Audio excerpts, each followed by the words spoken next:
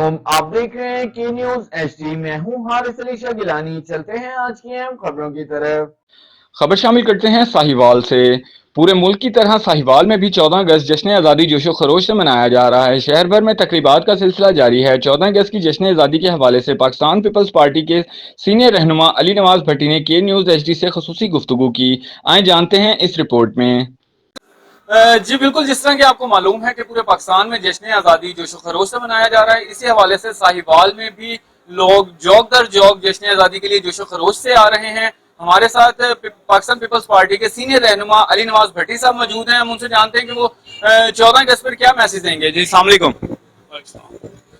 आज 14 अगस्त है। मैं सबसे पहले आपका शुक्रिया अदा करता हूं और आज पूरे पाकिस्तान को मुबारकबाद देता हूं कि आज वो आज़ादी के जश्न को भरपूर तरीके से मना रहे हैं।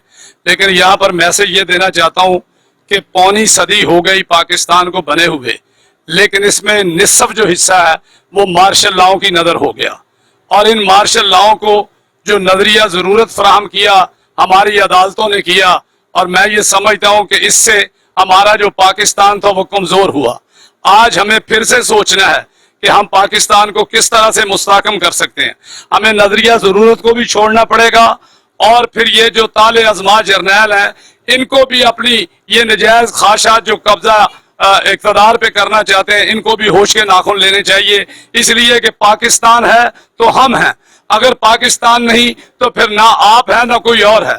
आज जब तक पाकिस्तान के अंदर गयूर अवाम मौजूद है, पाकिस्तान की तरफ कोई मैली आंख कर देख कर भी नहीं देख सकता।